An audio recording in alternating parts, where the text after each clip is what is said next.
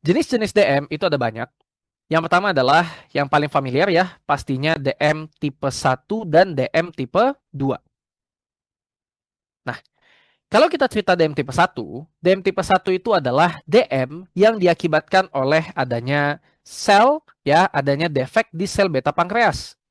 Nah, defek dari sel beta pankreas ini diakibatkan oleh proses autoimun, menyebabkan penurunan dari kadar insulin. Jadi karena insulinnya terlalu dikit, maka pasiennya jadilah DM.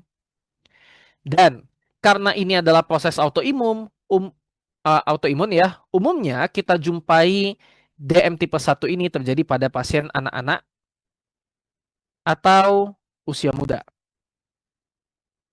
Oke. Nah, sedangkan kalau kita cerita DM tipe 2, ini diakibatkan oleh resistensi insulin, ya. Umumnya ini disebabkan karena gaya hidup yang tidak sehat. Jadi dia terlalu banyak makan atau minum minuman yang mengandung glukosa ataupun gula tambahan.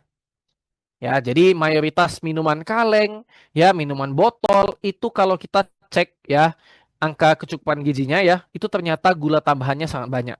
Bahkan minuman-minuman yang diklaim sehat ternyata banyak gulanya. Ya, maka mulai dari sekarang kita harus aware ya. Oke. Kemudian untuk DM tipe 2 ya, karena ini cerita akibat gaya hidup, seringnya kita jumpai terjadi pada pasien-pasien yang dewasa. Ya, oke.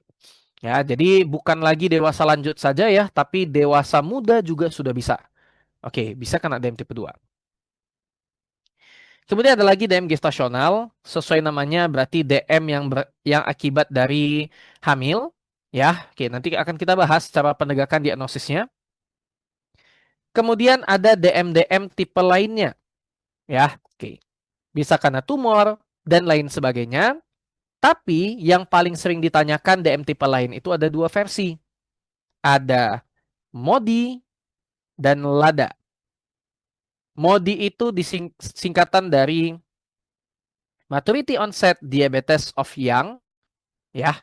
Sesuai namanya, berarti kita jumpai ini terjadi pada pasien yang usia muda, tapi kali ini muda yang kita maksud adalah yang penting di bawah 25 tahun. Oke, nggak mesti anak-anak ya, tapi yang penting di bawah 25 tahun.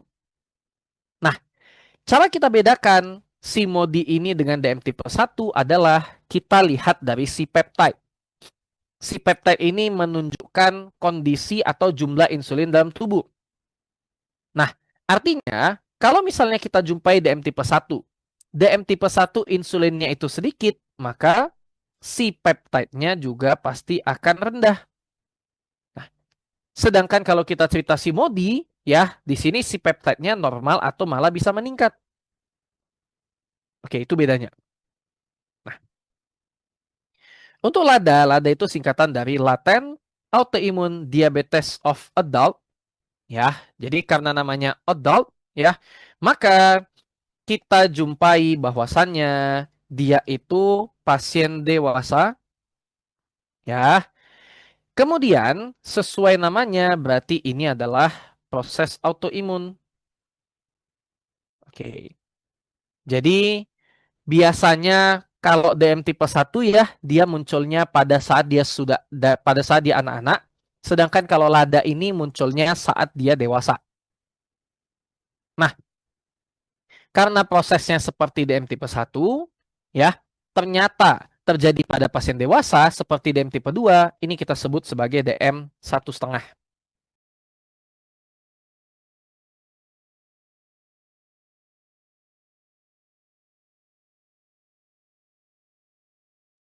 Oke ya, ini sering kita sebut juga dengan DM 1,5, 1,5.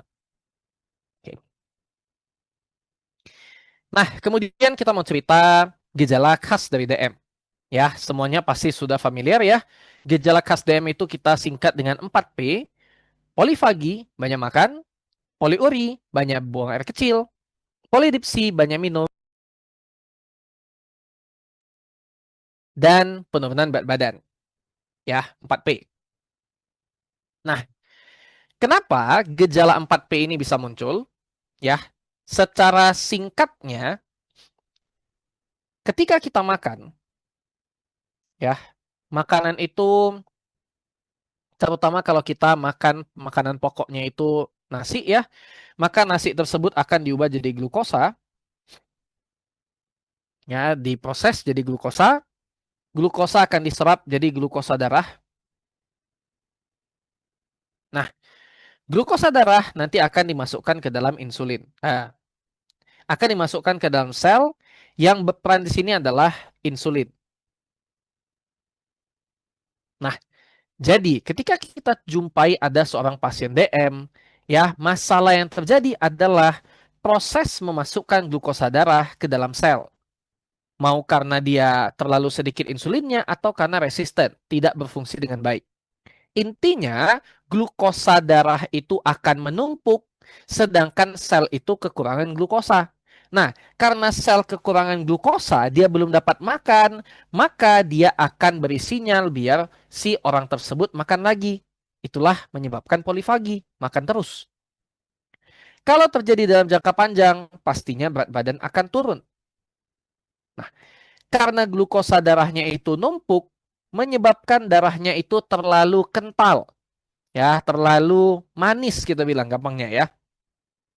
Nah, sehingga menyebabkan ya, kalau misalnya kita buat minuman terlalu manis, maka biar dia normal kembali, biar dia rasanya kembali netral adalah kita tambah air. Nah, tubuh kita juga seperti itu. Dia mau keseimbangan. Jadi kalau misalnya terlalu banyak glukosa di darah, terlalu kental, maka dia butuh banyak air untuk menormalkan kondisi dari pembuluh darahnya lagi. Maka caranya adalah dia akan menarik air dari tempat lain masuk ke dalam pembuluh darah. Kalau air di pembuluh darahnya banyak, ya udah, maka yang dibuang jadi urin juga banyak. Makanya poliuri. Dan karena tubuh butuh banyak cairan, maka dia akan lapor ke otak untuk suruh pasiennya minum. Makanya dia polidipsi. Oke ya. Nah, kemudian kalau kita cerita pemisahan penunjang ya, ada beberapa. Ada GDS, gula darah sewaktu, artinya kapan aja boleh diperiksa. Ada GDP, gula darah puasa, berarti harus puasa minimal 8 jam. Oke. Kemudian ada lagi yang namanya TTGO atau GD2PP. TTGO itu berarti tes toleransi glukosa oral ya, atau GD2PP, gula darah 2 jam postprandial. Nah, TTGO ya, ini cara pemeriksaannya adalah silahkan silahkan suruh pasiennya puasa dulu ya. Oke, suruh pasiennya puasa dulu ya, minimal 8 jam. Kemudian nanti akan kita periksa ya gula darahnya. Inilah gula darah puasa yang kita sebutkan tadi. Nah, kalau kita melakukan TTGO, maka setelah kita cek, suruh dia makan 75 gram glukosa. Ya, suruh makan atau biasanya kita buat minuman ya. Oke, suruh minum. Setelah kita berikan 75 gram glukosa, maka setelah 2 jam dicek lagi. Ya, setelah 2 jam dicek. Nah, pengecekan yang kedua inilah namanya GD2PP atau TTGO. Jadi, untuk GDS ya dan TTGO, kita sebut dia sudah DM kalau angkanya sama ya, di atas sama dengan 200. Oke. Untuk GDP ya kita sebut DM kalau di atas sama dengan 126. Nah, kemudian untuk HbA1c, ya HbA1c itu artinya Hb yang berikatan dengan glukosa. Jadi karena kita mau menilai Hb yang berikatan dengan glukosa, maka kita harus ya, kita harus mengecek HbA1c ini selama 3 bulan sekali. Ya. Oke, jadi kita ceknya cukup 3 bulan sekali saja. Karena kita mau nilai HB-nya. Ya, HB itu kan masa hidupnya sekitar 90 sampai 120 hari. Jadi cukup 3 bulan sekali saja periksanya. Nah, Untuk HbA1c ada beberapa nilai yang harus kita hafal. Jadi 6,5% ya ini untuk diagnosis, 7% ini untuk evaluasi terapi, 7,5 atau 9% ini untuk mulai terapi. Oke, ya. Jadi, kalau kita cerita topik endokrin ya, memang lumayan banyak kita menghafal angka-angka labnya ya. Oke. Nah, kalau kita cerita HbA1c ada 3 ya, atau ada 4 angka yang harus dihafal. 6,5% ini adalah patokan untuk diagnosis. Jadi kalau misalnya nilainya lebih dari 6,5, baru ternyata dia terdiagnosis. Kalau di bawah itu berarti belum DM. Kalau 7%, ya ini tuh gunanya untuk evaluasi terapi. Evaluasi terapi artinya si pasien sudah minum obat. Oke, kalau dia sudah minum obat, kita mau cek apakah obatnya cukup atau tidak, apakah kondisinya terkontrol atau tidak, pakailah angka 7% sebagai patokan. Sedangkan 7,5 atau 9% ini mau memulai terapi, artinya dia belum pakai obat.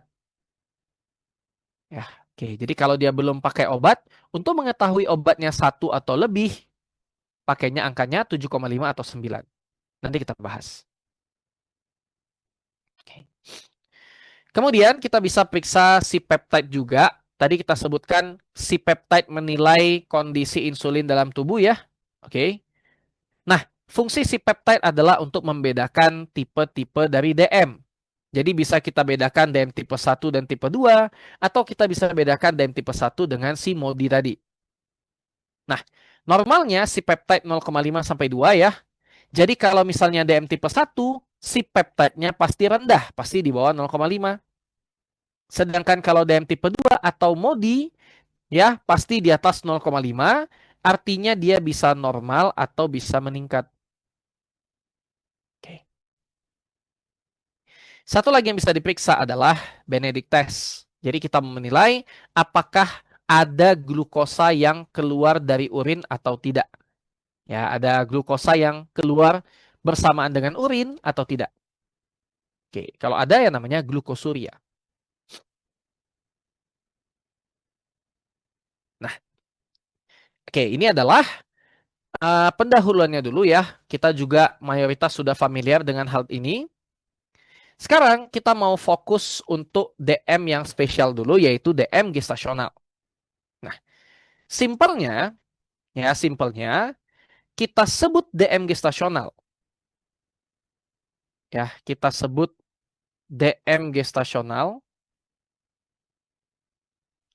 Penegakan diagnosisnya di usia kehamilan 24 sampai 28 minggu dengan hasil pemeriksaan GD 1 pp-nya di atas sama dengan 180, GD 2 pp-nya di atas sama dengan 153, dan GDP-nya di atas sama dengan 92. Oke. Jadi, untuk penegakan DM gestasional itu harus di usia kehamilan 24 sampai 28 minggu. Artinya kalau penegakan diagnosisnya di bawah usia 24 minggu, itu bukan gestasional namanya. Itu namanya DM biasa. Dan patokan gestasional itu beda dengan DM yang tadi kita bahas.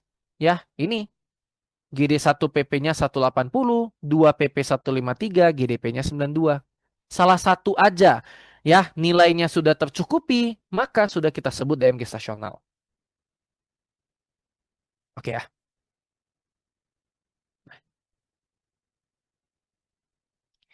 Kemudian sekarang kita mau cerita bagaimana alur untuk mendiagnosis pasien DM. Pertama lihat ada tidaknya gejala. Kalau gejalanya ada, ternyata hasil labnya menunjukkan angka DM.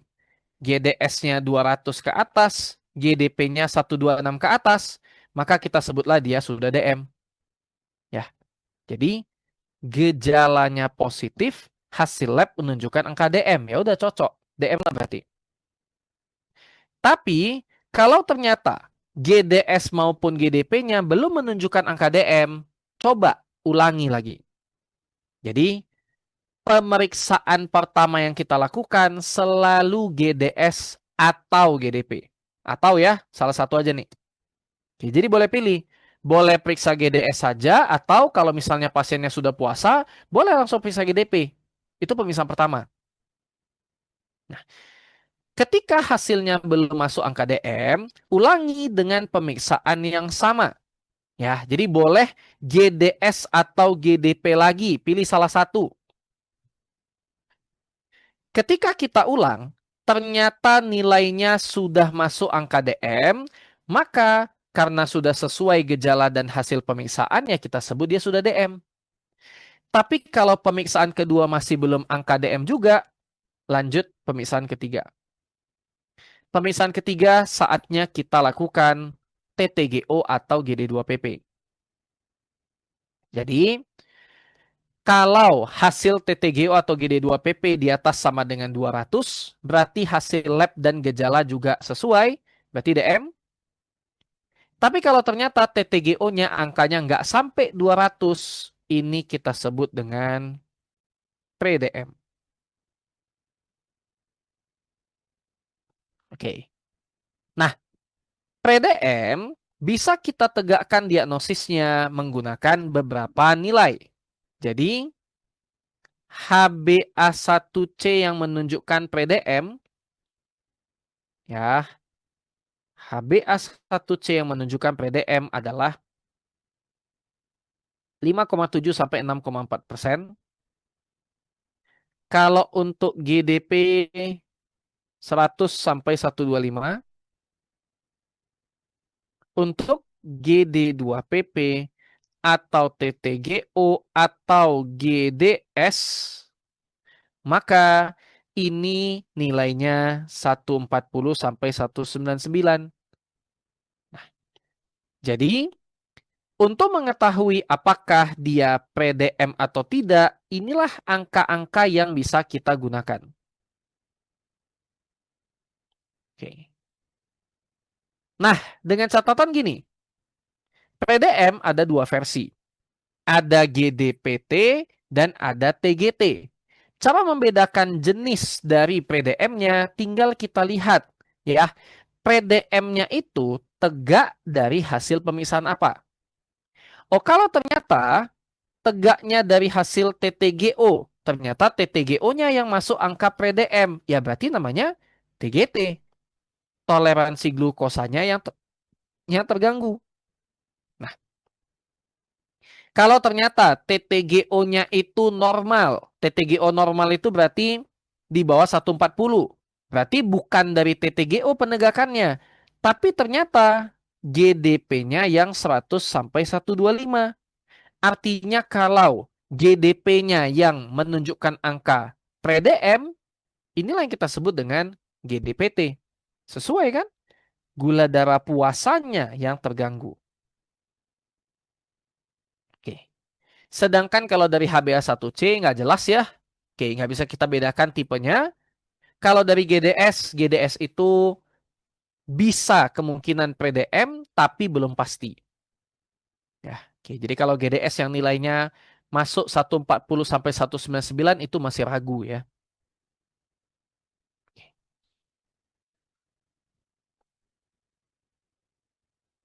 Terus, gimana kalau misalnya ternyata gejalanya nggak ada? Kalau gejalanya nggak ada, silahkan kita lakukan pemisahan pertama, tetap GDS atau GDP juga. Nah, kalau ternyata GDS dan GDP-nya di bawah angka pre-DM, berarti gejala nggak ada, pre-DM juga tidak. Berarti normal. Kalau ternyata GDS-nya 140 sampai 199, GDP-nya 100 sampai 125, artinya pasiennya nggak ada gejala. Rupanya GDS atau GDP-nya masuk angka pre-DM. Maka lanjutkan dengan pemisahan TTGO. Ya, oke, nanti hasil pemisahan TTGO-nya sama seperti yang bergejala. Tapi kalau tanpa gejala, GDS atau GDP yang masuk angka DM, maka ingat ya, kalau ditanya GDS dan GDP, pastinya kita lebih percaya hasil GDP. Ya. Jadi kalau hasil GDP-nya di atas sama dengan 126, langsung kita bilang DM. Walaupun nggak ada gejala. Tapi kalau dia tanpa gejala, GDS yang di atas sama dengan 200, harus kita ulang dulu. Karena GDS itu sewaktu, kapan saja. Kita nggak tahu sebelum periksa ini dia lagi makan apa, minum apa, nggak tahu. Oke ya. Dengan catatan setiap kita sebut ulang, ya sama ulangi dengan GDS atau GDP lagi, pilih salah satu ya, dan silahkan diulang di hari yang berbeda. Oke. Nah, jadi kalau misalnya dia tanya langkah selanjutnya, kita harus ikuti alurnya satu-satu, nggak boleh ada yang kita skip. Tapi kalau kita cuma mau tegakkan diagnosis, kesimpulan saja, maka simpelnya gini. Jika GDP di atas sama dengan 126, langsung DM. Ya, GD2PP ataupun TTGO. Kalau di atas sama dengan 200, langsung DM juga. Artinya kita nggak peduli ya, ada tidaknya gejala terserah. Nah, tapi kalau GDS di atas sama dengan 200, harus cek dulu. Ada gejala nggak? Kalau misalnya dia bergejala, ya, maka benar nih DM. Tapi kalau dia tidak bergejala, maka ulangi pemeriksaannya. Oke ya. Di atas sama dengan 126 langsung DM. Di atas sama dengan 200 langsung DM. Tapi khusus untuk GDS, cek ada tidaknya gejala. Oke. Nah, contoh tindakan yang tepat. Pasien 48 tahun. Keluhan sering lemas sejak 2 bulan yang lalu. Dia mengaku sejak 2 bulan ini mengalami penurunan berat badan, sering kencing, sering haus, dan cepat lapar. TTV sekian, pemisahan lain dalam batas normal, GDS 180. Maka tindakan yang tepat apa?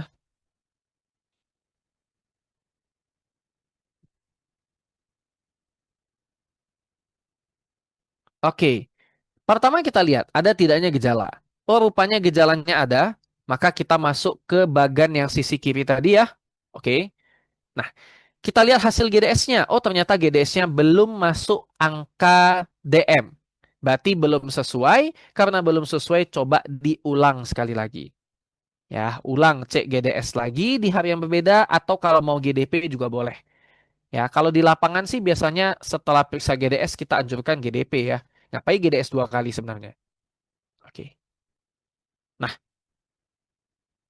lanjut. Nomor 8. Efek terapi jangka panjang.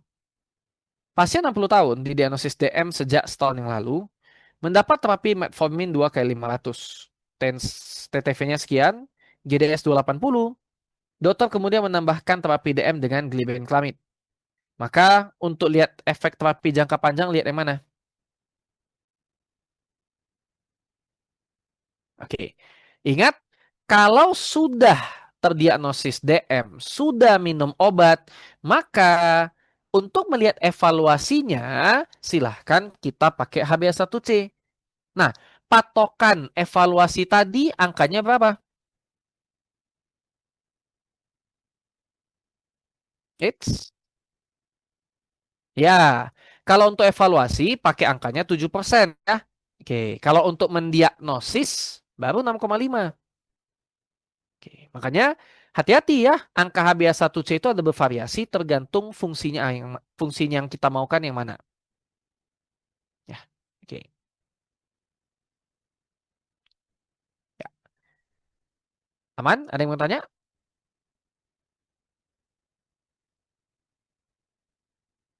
Oke. Kalau belum, sebelum kita lanjut, bentar ya, ambil tisu lu bentar ya, bersin bersin soalnya.